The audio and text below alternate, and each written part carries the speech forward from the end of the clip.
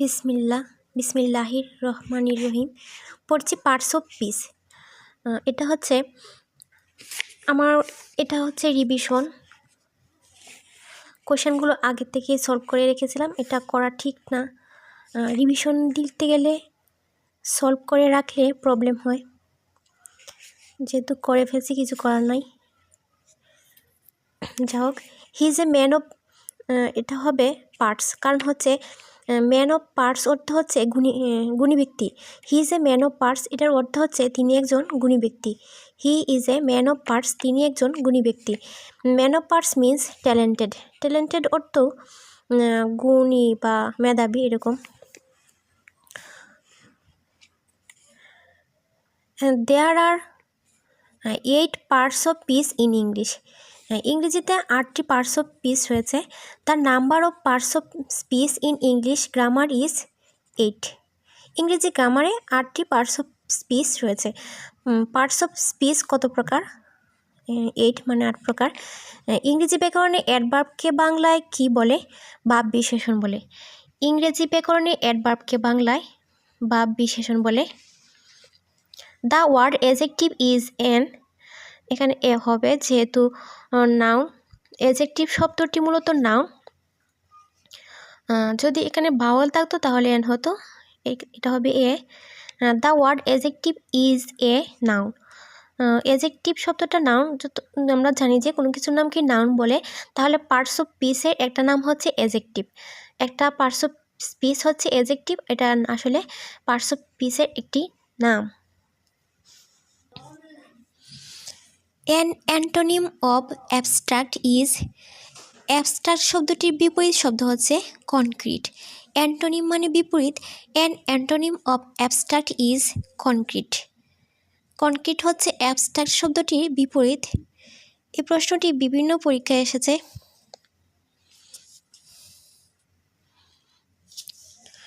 Noun কত প্রকার? Noun 5 প্রকার। এটা তো সবাই জানি। Proper noun, common noun, material, collective, abstract noun. কোনটি পার্টস অফ স্পিচ নয়? জিরান্ড। যেহেতু নাউন 5 প্রকার এখানে আছে, কোনটি পার্টস অফ স্পিচ নয়? এটা হচ্ছে জিরান্ড। পার্টস অফ স্পিচ 8 প্রকার, এই যে নাউন, প্রোনাউন, ভার্ব, এগুলো পার্টস অফ স্পিচ, কিন্তু জিরান্ড পার্টস অফ স্পিচ নয়। The name of particular person, thing or place is called a proper noun. The name of particular person, নির্দিষ্ট করে যখন কোনো ব্যক্তি বা জিনিস বা জায়গার নামকে ডাকা হয় বা রাখা হয় নির্দিষ্টভাবে, তখন সেটি হয়ে যায় প্রপার নাউন। এখানে এটা প্রপার নাউনই হবে। আমি এটা আগে থেকেই মার্ক করে রেখেছিলাম, এটা করা ঠিক হয়নি, রিভিশন দিতে প্রবলেম হচ্ছে, যেহেতু উত্তরটা এখানে দেওয়া আছে। ভুল হলে বোঝা যাচ্ছে না, যদি ভুল হয় তাহলে দেখে নিতে পারতাম উত্তরটা কী। এখন নিজেকে যাচাই করা সম্ভব হচ্ছে না। What kind of noun is Dhaka? Dhaka হচ্ছে প্রপার নাউন। যেহেতু ঢাকা একটা নির্দিষ্ট জায়গার নাম, ঢাকা দ্বিতীয়টি নেই, ঢাকা একটি, একটা নির্দিষ্ট জায়গা, তাই এটি হচ্ছে proper noun. Which of the following is proper noun? এখানে কোনটি প্রপার নাউন? এখানে তো রবীন্দ্রনাথ প্রপার নাউন বোঝাই যাচ্ছে। কার, রেইন, এটা হচ্ছে ফার্স্ট, এটা ফার্স্ট রোজা বা উপবাস বোঝায়, এই ফার্স্ট দ্বারা রোজা বা উপবাস বোঝায়, এটা প্রপার নাউন নয়। রবীন্দ্রনাথ হচ্ছে proper noun.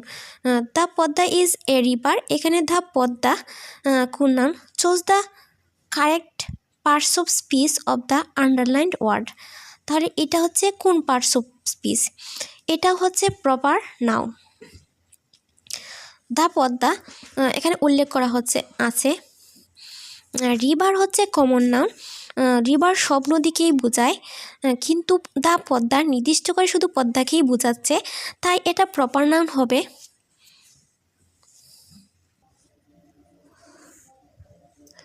A noun that names a general class of person, place or things is a, এটা কমন নাউন হবে। স্বাভাবিকভাবে প্রশ্নটি পড়লে মনে হয় যে এটা প্রপার নাউন।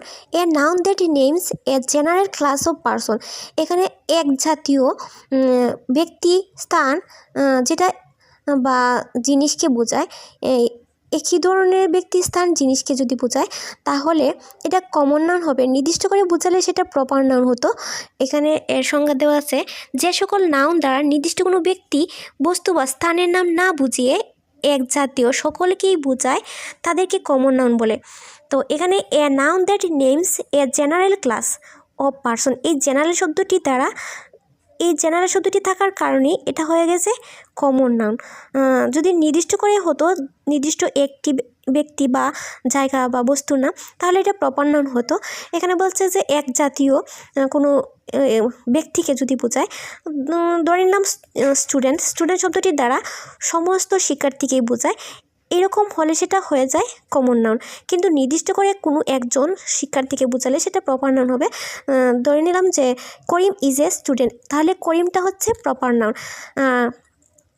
এরকম প্লেস, থিংস সব কিছুই হলে তাহলে কমন নাউন হবে, যদি একই জাতীয় বোঝায় আর কি। What kind of noun is river? River তো কমন নাউন, কারণ এখানে নির্দিষ্ট করে বলা হয়নি যে কোন নদী, সমস্ত নদীকেই বোঝানো হচ্ছে। রিভার শব্দটি দ্বারা নদী জাতীয় সব নদীকেই বোঝানো হচ্ছে। What kind of noun is man? Man শব্দটিও কমন নাউন, কারণ ম্যান দ্বারা সমস্ত পুরুষকেই বোঝায়, নির্দিষ্ট করে কোনো পুরুষকে বোঝায় না, তাই এটি common noun. What kind of noun is girl? ঠিক একই রকম গার্ল শব্দটির দ্বারাও কমন নাউন বোঝানো হচ্ছে। Anita is a good girl, বাকে গার্ল শব্দটি common noun. What kind of noun is boy? বয়ও common noun. The elephant has great strength, এখানে এলিফ্যান্ট শব্দটি কমন নাউন। আর কমন নাউনের পূর্বে আর্টিকেল দা বসে, এটা তার একটা নির্দেশক। The elephant has great strength, এখানে এলিফ্যান্ট শব্দটি কমন নাউন।